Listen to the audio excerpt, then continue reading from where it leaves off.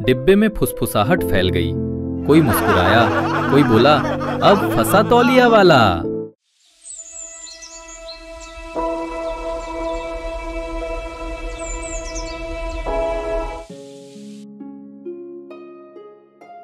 कोलकाता की लोकल ट्रेनें मानो कोई जिंदा अजगर हों। हर डिब्बा धलकता है, हांफता है, धक्का मुक्की और शोर में 100 कहानियां एक दूसरे से टकराती हैं।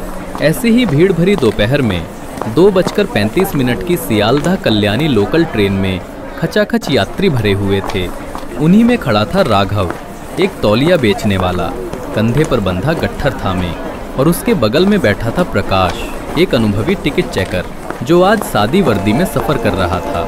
राघव अपने गट्ठर को कसकर पकड़े था, माथे पर पसीना, आंखों में हल्की घबराहट। उसके पास बैठा प्रकाश चुपचाप उसे देख रहा था।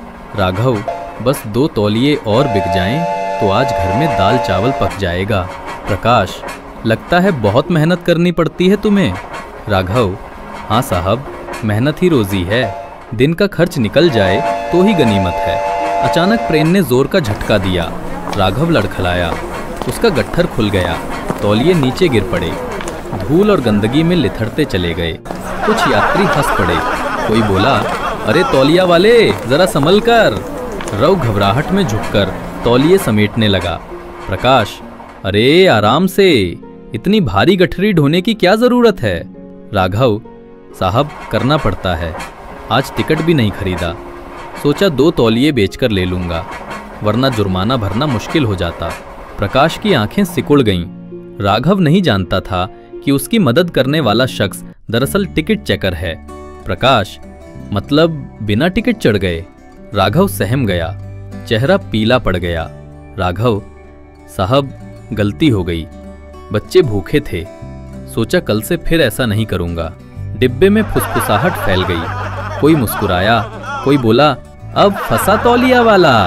प्रकाश ने जेब से धीरे धीरे अपना आईडी कार्ड निकाला और सामने कर दिया। प्रकाश, मैं टिकट चेकर हूँ और तुमने नियम तोड़ा है। राघव के हाथ कांपने लगे। उसने घबराकर तौलिए आगे बढ़ा दिए। राघव, साहब जुर्माना भरने के पैसे नहीं हैं, ये तौलिए ले लीजिए, पर मुझे जेल मत भेजिएगा। पूरा डिब्बा चुप हो गया। सबकी नजरें उन्हीं 2 पर टिक गईं। एक अपनी इज्जत थामे खड़ा था, दूसरा अपना फर्ज निभा रहा था। प्रकाश ने गौर से राघव का चेहरा देखा, पसीने की बूंदें, आंखों में सच्चाई, लाचारी का बोझ। प्रकाश, देखो राघव, नियम तोड़ने का मतलब ये नहीं कि तुम चोर हो, लेकिन अगर मैं तुम्हें अभी माफ कर दूं तो कल कोई और कहेगा, हम भी बिना टिकट चढ़ेंगे, समझ रहे हो। राघव, हाँ साहब, अब गलती कभी नहीं होगी, कसम खाता हूं। प्रकाश ने गहरी सांस ली, फिर अपने बटुए से 10 रुपए का नोट निकाला और आगे बढ़ाया। प्रकाश, ये लो, इससे टिकट खरीदो और जो बचे बच्चों के लिए रखो।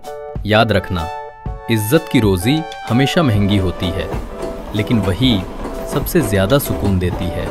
राघव की आंखें भर आईं। उसने दोनों हाथ जोड़ दिए। राघव, साहब आपने सिर्फ पैसा नहीं दिया, एक नई सोच दे दी। डिब्बे के बाकी यात्री जो अब तक चुप थे सर हिलाने लगे। किसी ने वहीं से एक तौलिया खरीद लिया, फिर दूसरे ने भी। धीरे धीरे 3-4 तौलिए और बिक गए। ट्रेन अगले स्टेशन पर चीखते हुए रुकी।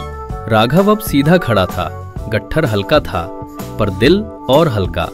उस दिन राघव सिर्फ अपने बच्चों के लिए खाना ही नहीं ले गया, बल्कि एक सीख भी ले गया कि ईमानदारी कभी आसान नहीं होती, कानून कभी नरमी नहीं दिखाता, पर इंसानियत हमेशा टूटे हुए मन को जोड़ देती है।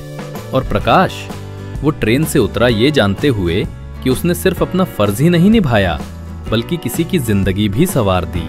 कहानी का संदेश, फर्ज और इंसानियत एक दूसरे के दुश्मन नहीं हैं। असली न्याय वही है जब कानून बचाए और करुणा संभाले।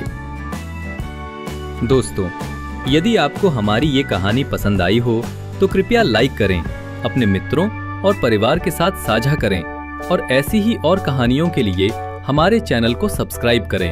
आपका समर्थन हमें और प्रेरित करता है। धन्यवाद।